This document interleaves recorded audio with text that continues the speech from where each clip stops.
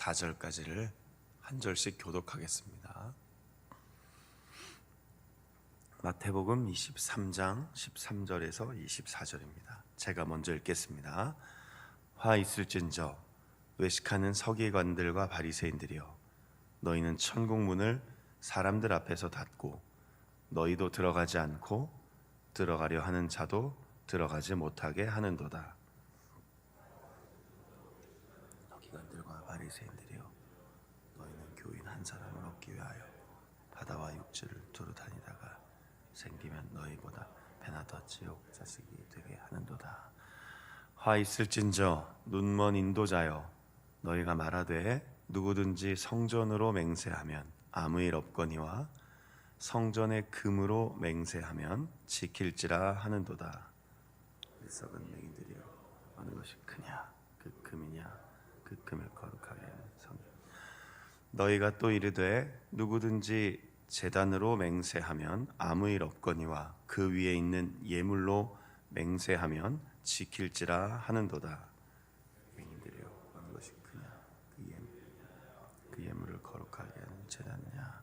그러므로 제단으로 맹세하는 자는 제단과 그 위에 있는 모든 것으로 맹세하며, 또 성전으로 맹세하는 자는 성전과 그 안에 계신 이로 맹세하며, 또 하늘로 맹세하는 자는 하나님의 보좌와 그 위에 앉으신 이로 맹세함이니라. 화 있을진저 외식하는 서기관들과 바리새인들이여, 너희가 박하와 회ham 근처에 심을 쫀들이되 율법에 더 중한 바 정의와 긍휼과 믿음은 버렸다. 그러나 이것도 행하고 저것도 버리지. 24절은 같이 읽겠습니다. 맹인된 인도자여, 하루살이는 걸러내고 낙타는 삼키는 도다. 아멘. 하나님의 말씀을 함께 읽었습니다.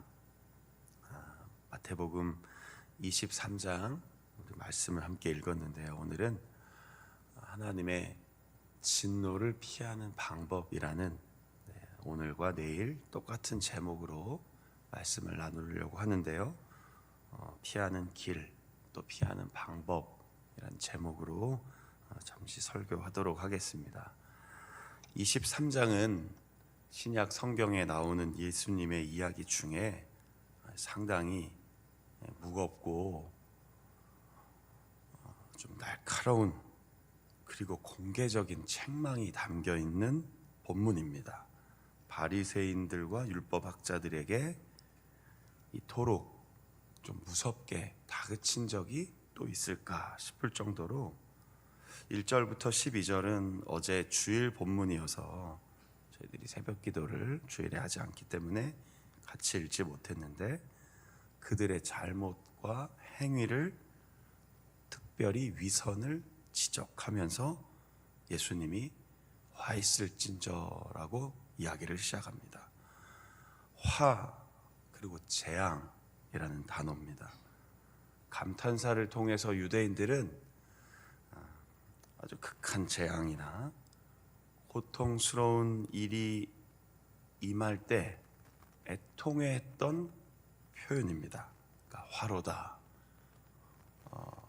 화 있을지로, 화 있도다라고 하면서 이 단어를 표현할 때는 아주 무섭고 무거운 책망을 받을 때나 혹은 그런 일이 일어날 때 썼던 표현이라고 합니다. 그런데 이 23장에는 예수님이 화 있을진저를 무려 7번이나 이야기하십니다. 오늘 4번째까지 읽었는데 매우 강한 표현이지만, 늘 말씀드리지만 이런 말씀 속에 담겨 있는 예수님의 마음을 읽을 수 있어야 합니다. 애타는 마음, 안타까워하시는 마음. 우리가 생각하기엔 그냥 화가 나셨구나, 이건 우리 생각이고요. 왜 예수님이 화를 내시는가? 왜 예수님께서 이토록 무겁게 책망을 하시는가? 돌이키기를 바라신다는 것이죠. 자, 그것을 조금 이렇게 하나씩 끊어서 4가지를 좀 보려고 합니다. 자, 첫 번째 13절에 보니까 화 있을진저 외식하는 서기관 바리새인들이요. 이제 이미 서기관 바리새인들이 어떤 사람들인지는 여러 번 설명드렸고요. 또 지금 계속해서 논쟁을 하고 있는 것 계속 읽으셨기 때문에 이들이 예수님을 얼마나 힘겹게 하려고 또 올무를 놓으려고 시험하려고 왔는지 이해하실 것 같습니다. 자, 그런 서기관 바리새인들에게 뭐라고 얘기합니까? 왜 이렇게 그릇된 길로 사람들을 인도합니까? 라고 이야기하는 겁니다. 그러니까 자신들은 지금 천국 문에 상당히 가깝다라고 이야기하면서 율법을 설명하고 해석해주고 이것을 해석하는 권한마저도 우리에게 있다. 이 유일한 권한은 바로 우리의 것이다 라고 이야기하면서 자신들도 들어가지 못하고 들어가려고 진심으로 하나님을 찾는 사람들을 방해한다 라고 얘기한 겁니다. 이제 계속 비슷한 이야기이기 때문에 두 번째 15절 화 있을진저를 보시면 노력은 엄청나다라는 겁니다. 열심으로는, 이 신앙생활의 노력으로는 그 누구도 뒤따르지 못할 만큼 예수님도 두루 다니시며 마을로 또 이곳저곳 전도하셨잖아요. 그런데 이 바리새인들과 서기관들의 열심을 어느 정도로 묘사하냐면 한 사람을 개종시키거나 우리로 말하면 교회로 인도하기 위해 바다, 육지를 막론하고 그렇게 열심히 사역하고 일하다가 결국 지옥 자식이 되게 한다라고 얘기하는 겁니다. 이게 얼마나 무서운 단어인지 아시죠? 사람들을 다 전도해 놓고 그 사람들을 망하는 길로 이끄는 지도자들이요, 이렇게 이야기하시는 겁니다. 어쩌면 우리도 비슷한 경우를 경험하고 있지 않은가 생각합니다. 사람들을 인도해 옵니다. 또 혹은 여기 교회를 옵니다. 그럼 하나님의 뜻을 잘 전해줘야 되는데 자꾸 내 이야기를 합니다. 내가 알고 있는 신앙생활, 내가 경험한 신앙생활과 조금만 다르면 야단도 칩니다. 권면한다고 훈계한다고 해놓고 결국 내가 좋은 거, 내 마음에 드는 걸 얘기합니다. 그러니까 혼란스러워합니다. 정말 그게 하나님 뜻이에요? 그렇게 신앙생활하는 게 맞아요? 그렇게 기도생활하는 게 맞습니까? 예, 맞을 수도 있고 틀릴 수도 있지 않습니까? 전 목회자로 살면서 때로는 제 결정과 판단도 늘 옳지 않다고 여기는데, 혹시 우리가 신앙생활 하면서 아니야, 그렇게 하면 안 되라고 할 때 다시 한번 생각해 보시라는 거예요. 그 진짜 맞는가? 아니면 아니라고 이야기할 수 있어야 됩니다. 그런데 바리새인들과 서기관들은 그렇게 그릇된 길로 인도하면서 하나님의 뜻을 모른 채 열심히 일하는 것만으로 충분하다고 느낀 겁니다. 그러나 그 활동은 위험하다라고 얘기한 겁니다. 차라리 안 하는 게 나은 거죠. 사람들을 잘못된 길로 인도할 거라면 그 일을 안 하는 게 맞죠. 그러나 우리는 또 계속합니다. 단순한 서기관 바리새인들만의 문제가 아니라 우리의 신앙의 태도 속에서도 그런 부분들이 보인다면 오늘 돌이켜야 하는 것이죠. 세 번째 화는 내용이 좀 깁니다. 16절에서 22절까지인데 맹세에 대한 이야기입니다. 예수님의 말씀의 핵심은 맹세를 지키라는 겁니다. 약속을 했으면, 하나님과 약속을 했다면, 서원이라는 단어로 주로 나옵니다. 서원했다면 지키라. 그런데요, 얼마나 이것을 얌체같이 빠져나가려고 했냐면 어디다 대고 맹세하면 지켜도 되고 어떤 것에도 맹세하면 그건 조금 괜찮다, 이런 식으로 편법을 썼다는 겁니다. 그 중에 대표적인 게 성전으로 맹세하거나 그 안에 있는 금으로 맹세하거나 예물을 드리는 제단으로 맹세하거나 혹은 그 예물로 맹세하거나. 듣다 보니 어떤 생각이 좀 드십니까? 좀 웃기지 않습니까? 표현이 좀 죄송하지만, 예를 들면 내가 자운교회 이름 걸고 맹세 이런 거랑 자운교회 안에 있는 성전의 강단 거기에 내가 두고 맹세할게, 이게 무슨 의미가 있습니까? 뭐가 더 귀하냐, 뭐가 더 거룩하냐, 예수님 그렇게까지 얘기하시잖아요. 만약 성전으로 맹세했다면, 하늘로도 맹세했다면 그건 지켜야 하는 것이 맞는데, 맹세는 해놓고 약속은 해놓고 서원은 해놓고 막상 지키려고 하니까 그게 자신 없으니 자꾸 이리저리 피한다는 뜻입니다. 더욱이 바리새인들과 서기관들은 돈을 좋아했던 사람들입니다. 우리가 믿음으로 살아간다는 건요, 내 판단과 내 해석으로 사는 게 아닙니다. 그런데 자꾸 내 생각이 앞설 때가 있습니다. 그러다가 결국은 바리새인들과 서기관들처럼 빠져나갈 방법을 자꾸 찾을 때가 있습니다. 하나님이 원하시는 건 신실함입니다. 약속을 지키는 사람입니다. 내가 결심한 것이 있다면 주님 앞에서 그 결심을 지킬 수 있게 해달라고 기도하는 삶의 자세가 중요합니다. 혹시 우리 안에 이렇게 바리새인들과 서기관들처럼 빠져나갈 것만 찾고 있다면 돌이켜야 합니다. 왜냐하면 화가 있기 때문입니다.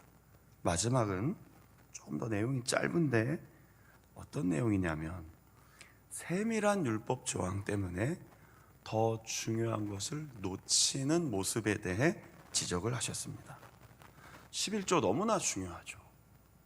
11조는 오늘도 우리의 교회와 신앙생활 속에서 너무나 중요한 기준이지 않습니까? 그런데 착각하는 게 있습니다. 11조만 하면 다 되는지 아는 사람들이 있습니다. 이 모든 것에 11조를 낸다는 게 얼마나 귀합니까? 여러분들은 정말로 온전한 11조를 하십니까? 제가 어릴 때 배운 바로는 우리 부모님으로부터요, 모든 것에 11조를 다 떼라고 했습니다. 전 사실 그 정도는 안 하는 것 같습니다. 급여가 들어오면 거기에 온전한 11조를 하긴 하지만, 예를 들면 어떤 성도님이 선물을 주시면 이것도 하나의 은혜입니다, 거기에 11조를 뗀다거나, 누가 저에게 무슨 어떤 다른 특별한 보수를 가끔 주신다면 거기에 떼거나, 전 그렇게까지는 하진 않습니다. 제가 받는 정기 급여 날짜가 있지 않습니까? 군인으로 살다 보니까. 그리고 아주 정기적으로 들어오는 거에 대해서는 이건 하나님이 주신 수고에 대한 또 급여이니 거기 뗍니다. 근데 바리새인들은 어느 정도냐면 이렇게 다 박하, 회양, 근체, 그러니까 하나하나의 품목의 11조까지 다 뗐다는 겁니다. 얼마나 귀한 신앙인입니까? 얼마나 모범적인 신앙인인가요? 따라가야 할 좋은 모습입니다. 그런데 11조만 하고 나머지는 안 하는 겁니다. 정의와 긍휼과 믿음은 버렸다고 하는 겁니다. 그러니 예수님 입장에서는 그 11조가 진짜이냐라고까지 물어보시는 겁니다. 10의 1조를 드린다는 것은 하나님 앞에서 모든 것이 은혜입니다. 받은 것이 다 하나님의 은혜이며 주의 은혜로 살아갑니다. 그렇다면 나가서 삶 속에서 의롭게 살아야 하는데, 그리고 사람들을 긍휼히 여기고 불쌍히 여기고 또 아파하고 붙들어 주어야 하는데, 나중에 성경을 보면 그들은 늘 어려운 이들은 외면하고 높은 것만 바라보는 지도자들이었습니다.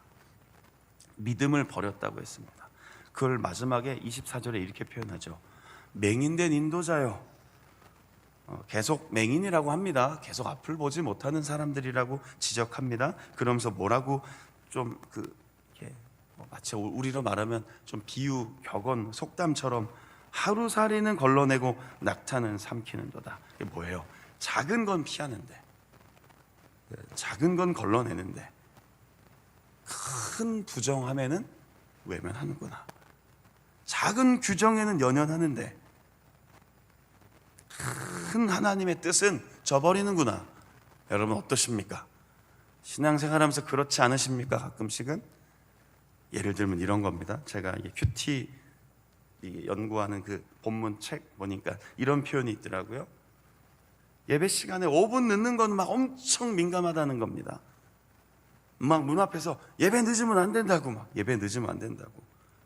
근데 정작 그 사람이 왜 늦었는지는 살피지 않는 그리스도인.